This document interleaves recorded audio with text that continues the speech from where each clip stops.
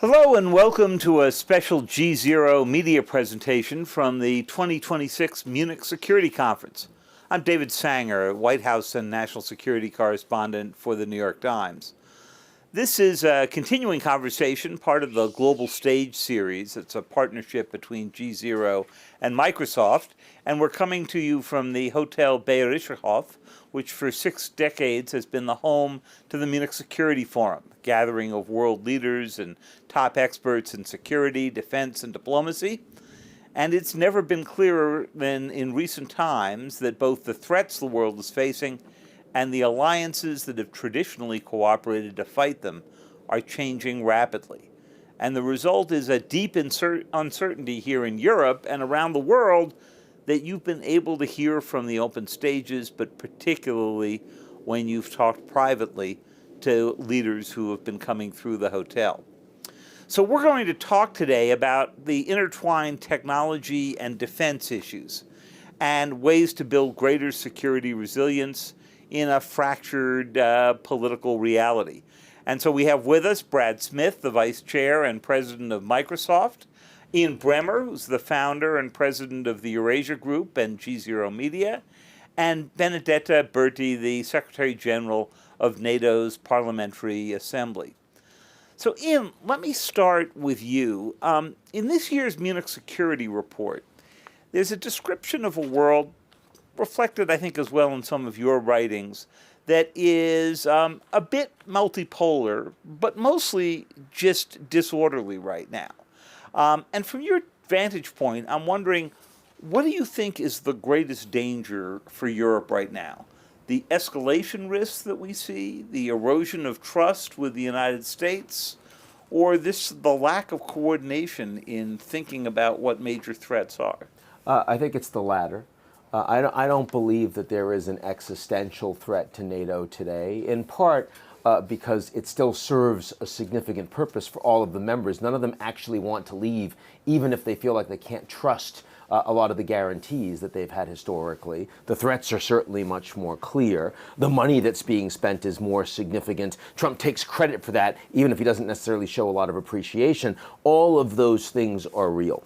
On the other hand, if you ask me what might make NATO less relevant in the next 3, 5, 10 years, it has much more to do with the fact that a lot of the growing threats and the ability to ensure security are coming very quickly from new technologies that NATO has not been initially built to actually integrate, incorporate, and deal with. So it's, can you work fast enough to reform and advance your capabilities at a time when you're infighting about, what the basic architecture actually is? That's what worries me most. It's interesting because when Vice President Vance was here last year, you may remember, Ian, he said the greatest threat to Europe was Europe itself. Yeah. And, you've read all the civilizational erasure. So that's pretty well gone, though, this year, isn't it? Well, it's not gone in the sense that there are a lot of people that remember it. And you saw that in Merz's speech yesterday. You saw that in Macron's speech yesterday. They're hurt. They're still angry. Marco Rubio is going to give his speech shortly. I assure you he is not going to be insulting the Europeans gratuitously in a way that, frankly, Vance did, and that it elicited this incredible moment when the defense minister from Germany stood up and said shouted, "This is unacceptable." I had never seen a moment like that before at Munich. But we have to understand that there's a big, big difference between what we've seen over the last 10, 15 years, where U.S. national interests are legitimately evolving. America legitimately believes that Europe and others have not spent enough on their defense, and they want to see a lot of burden sharing. And Rubio will talk about that. People need to adapt to that. The United States is not prepared to support the level of free trade architecture it has historically. Democrats or Republicans, doesn't matter who the next president is going to be, they need to adapt to that. But we've also seen a number of issues where, frankly, and it's painful to say this, where Donald Trump has advanced personal interests that do not align with the national interests of the country. Now, the good news is that will not outlast Trump. So that level of unreliability, that level of we have no idea the chaos coming from Trump and what he's pushing for, that's not something you need to respond to structurally, but you do need to see pushback. And by the way, that was Greenland. Okay. The Danes, they were prepared to talk with the Americans about all the national security issues that mattered to the U.S. They weren't prepared to say, no, you can just have it. There you need to push back. So, Brad, these geopolitical complications come at a sort of remarkable moment in the cyber wars. The speed, the scale, the sophistication of the threats is stepping up. And so I was wondering if you could talk a little bit about that and how the Europeans have seen it, how we've seen it in the United States. I think we're fundamentally seeing three things come together in terms of cyber threats, and they're all being increasingly enhanced through the use of artificial intelligence, both to create the threat and to defend against it. One aspect focused especially in Europe is Russian activity. We've seen the first destructive attacks on NATO soil, on Poland. We see a hybrid war, obviously, that involves cyber activity with the activity that is of a physical nature. I think that's a more serious threat than what we saw, say, 2 years ago. In China, I think the big issue is the extent of Chinese intrusion into the country's telecommunications network. And it's just been very difficult to expel all of that activity, given the sophisticated nature of the tactics the Chinese have used, given the diversified and fragmented and really decentralized nature of the telecommunications system. And are AI systems at this point helping the defenders more, or are they speeding up that offense? Well, I think it's actually on both sides. The challenge in some ways is from the attacker perspective. And you see this especially in ransomware. There's almost been a new layer of infrastructure that has been created to provide services to entities engaged in ransomware attacks. So it's the theft of, say, credentials, email names, passwords, the creation of virtual machines that can be used to launch attacks. And I think AI has been a game changer for them, unfortunately. Now, I will say, where you have defenders, whether it's a company like Microsoft or others in the industry, I think that we are using that to sort of on the counteroffensive, if you will, to disrupt and take out that infrastructure. We're finding more collaboration in two of the recent activities that we pursued. One was international with the U.S. and the U.K. Another involved the Nigerian police. So, we're seeing, I think, a combination of AI defenses and more collaboration as governments recognize that this is not something they should tolerate. So, Benedetta, you've been very patient here. The hybrid threats that we're facing are not new at all to NATO. We've been discussing hybrid threats in these NATO meetings for more than a decade. So how is NATO adapting? How's the decision-making adapting to this? Because it strikes me that a lot of the discussions we're having now are pretty similar to what we had a few years ago. Well, I would say that, first of all, we have a shared understanding that hybrid threats are a defining feature of our security environment. So this is a feature, it's not a bug. We know that our adversaries, our competitors, use all the tools in their toolbox systematically to sow distrust, to undermine our security, to seek to destabilize. So this is the new normal. And that's part of why we say, well, we may not be at war as NATO, but we're not at peace. So what do we do about it? A number of things. First of all, there is a big emphasis on coming together as allies to have a shared situational awareness, share intelligence, understand the patterns, put together all the dots on the individual hybrid attacks, whether it's undersea cable, information threats, energy blackmail, economic coercion, putting all that together to have a very real-time analysis and understanding of the situation. Then we work on resilience, which is really important. What do you do? Part of deterrence is building your resilience. Deterrence by denial, by strengthening yourself. So we work with all the allies on having basic criteria so that our 5G, electric grid, transportation systems, they all have shared objectives to be safe, to be resilient, to be redundant, so that they are less vulnerable to attack. Then the other part of the discussion is what are the options that we can employ together and individually to impose cost on the adversary. Well, actually, I wanted to just jump on that briefly because we've seen a lot of hybrid attacks in the past year or so. We haven't seen many costs imposed. Now, maybe you don't see all of them, but tell us a little bit about that. Well, first of all, I would say you don't see all of them, but I think that when you look at the, let's say, the Baltic Sea, which of course last year was a pretty significant area of risk for us. So what NATO did, it was start Baltic Sentry, a new deterrence and monitoring activity to increase deterrence in the Baltic Sea. So more patrolling, more shared situational awareness, more supporting Baltic states to then go into interdiction and stop potential threats. The net result, we have complicated Putin's life when it comes to the shadow fleet very significantly, which is very important. We have not had any significant undersea cable incidents since. That's just one example, but I do think that we need to be very deliberate and say we're not powerless. We have options. Perhaps I would agree with you that sometimes we've been too timid in imposing costs on the adversary, and we have to do that more. And Ian, one quick question, just quick answer from you and also from Brad on this. Would you advocate at this point imposing costs more publicly? We're not seeing a lot of attribution of these both physical and cyber side attacks. I wouldn't if I thought that it actually revealed vulnerabilities that the Americans, the Europeans, are not yet prepared to actually respond to. But certainly to the extent that you can call out that these asymmetric attacks are directly happening and there is evidence for it, and so therefore the Russians are going to be hit back, yes, then I would say yes. Brad, Microsoft has done probably more to sort of identify these and move in the courts to try to take them out. But I definitely agree that there's been, I'll say, too timid a response. There is huge opportunity for more public attribution, not in every instance, but in many more than we've seen. And I think we have to start to move to have a real deterrent strategy. We're hoping we'll see that, including from the White House in the coming months. I think without cyber deterrence, we just create an ongoing environment where there are the asymmetric, opportunities without fear of adverse consequences, and that is not a recipe for a safer world.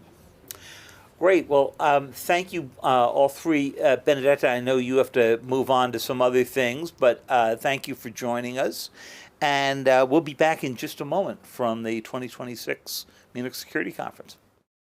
Welcome back. Yesterday, here in Munich, tech industry leaders came together to announce a new commitment to address growing concerns about foreign tech reliance in what are clearly pretty uncertain times here.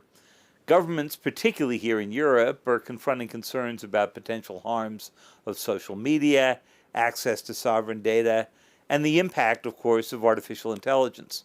We're going to take all of that up. Brad Smith and Ian are back with us, and now also we're being joined by Wolfgang Derker, the Global Head of Government Affairs at SAP. Welcome, Wolfgang.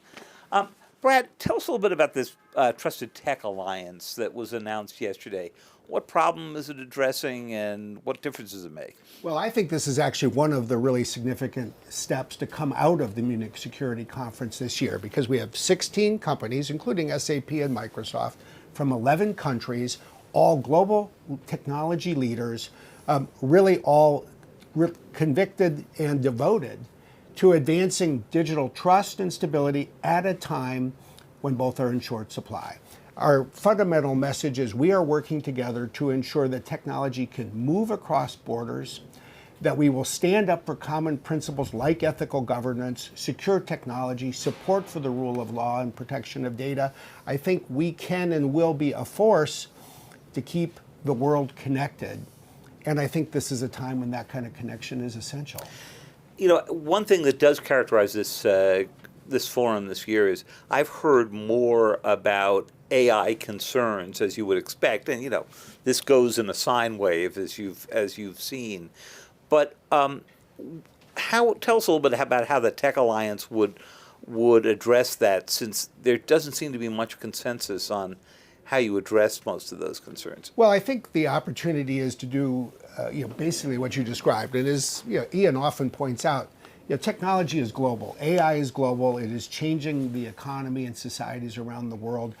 The only way, I think, for us to address this effectively is to collaborate, certainly among technology leaders, with a commitment to common principles, with a commitment to starting with self-attestation, but also independent assessments of what we do. We need to ensure that governments around the world can trust us, and I think that requires these kinds of principles, but real deeds, so they know what they're buying when they get things from us. So, Wolfgang, we've seen European governments be pretty vocal about the sovereignty issues, the trust issues. I'm just wondering, from your perspective, what are you hearing today from your customers, from governments, that are sort of shaping your approach to this? Thanks for having me, and it's great to be part of the Trusted Tech Alliance.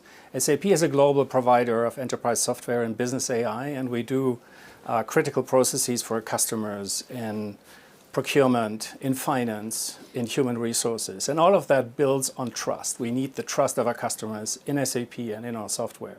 What we hear from our customers right now is they need cloud software and they need artificial intelligence in order to stay competitive, in order to deal with the changes in global markets and the volatility in geopolitical uncertain times. What we specifically hear most recently is a heightened interest in sovereign cloud and sovereign AI, meaning customers, and in particular public sector customers, are looking for maximum control, maximum safety and security in their operations. This is something where we offer a breadth of solutions, always keeping the level of compliance controls and sovereign mechanisms in place, and that is something where we cooperate very much with international companies. Does the sovereign nature of it mean it's got to stay within the country? I mean, obviously it's a cloud solution, and as Brad showed in the Ukraine example, you actually needed to move things out of Ukraine in order to keep it safe. Yes, data residency is one key element of sovereignty, but the problem, David, is that we don't have a unified definition of sovereign, which is something we really need in order to be able to provide the compliant and the most performance solutions to our customers. So there is all sorts of sovereign cloud and sovereign AI, and we are offering all these elements to our customers. It's really like a menu approach that we offer. And I would just add that what you see here in Germany, for example, is a collaboration, a partnership that includes Microsoft and SAP, a German entity called Delos, that provides a sovereign cloud solution, really to meet the architectural requirements of the German public sector. So designed for Germany, operated in Germany, pursuant to German control, but combining the best of technologies from different countries. So, Ian, tell us a little bit about how this fits into what we're obsessed with back in the States, which is the U.S.-China tech competition here. Chinese have some representation here, but not a whole lot. And they're not part of this tech alliance at this point, right? That's correct. Well, I mean, first of all, China is virtually absent from the substantive conversations of the Munich Security Conference this year, which is kind of a weird thing. It's in part because the U.S.-China relationship has stabilized somewhat and everyone's focused on the summit, but it's also in part because there are just bigger problems right now. Look, what we see is an absence of governance, an absence of regulation and responsibility in the technology and AI space from the Western governments themselves. And so the technology companies acting as tech sovereigns are taking some of this on themselves. Now, long term, the technology companies are much more committed to ensuring that there's rule of law and that there is alignment among global marketplaces than the United States government is, at least today. If that works, and if the Americans and the Europeans and others are nudged to continue to work together constructively in this space, ultimately that's more stabilizing for China because it's a framework that they can choose to be a part of over time that is powerful. But if they don't, if it doesn't work, and if we continue to see geopolitical fragmentation as opposed to technological alignment, then we're heading towards decoupling and a Cold War. And that's very dangerous because the AI space between the US and China has no coordination. It only has escalation, acceleration, and has literally zero trust. Remember, between the tech companies in the West and the governments in the West, even though trust has been breached, it hasn't been completely broken because the architecture still exists. The common values still are out there in the ether. Between the US and China and AI, there's literally nothing. And that's a space that is problematic. Okay, do you, the absence of the Chinese really is notable here. How does that affect the landscape you see? For SAP, it's important really to serve a global market with customers in all parts of the world, but also to do research and engineering in all parts of the world, which we do including China. I think what's really important here is when we look at Europe and at the whole regulatory landscape in Europe, that we've seen a level of regulation that is making it more difficult for our customers to operate here. Think of the AI Act, which has provisions where the standards, norms, and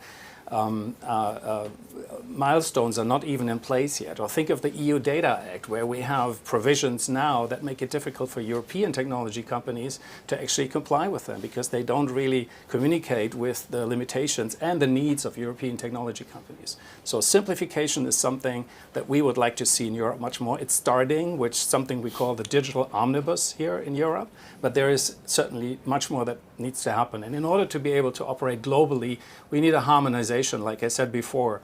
The standards, the definitions of sovereign cloud and sovereign AI need to be defined so that we can provide our customers with unified solutions in a unified market. Great. Well, I've got many more questions, but unfortunately we don't have any more time. So you can see more of this coverage and the whole Global Stage series at gzeromedia.com/global stage. But I really want to thank Ian Bremer, Brad Smith, and Wolfgang Derker, as well as Benedetta Berti, who was with us earlier, for their time today. And thanks to all of you for watching. I'm David Sanger, and have a great rest of the conference.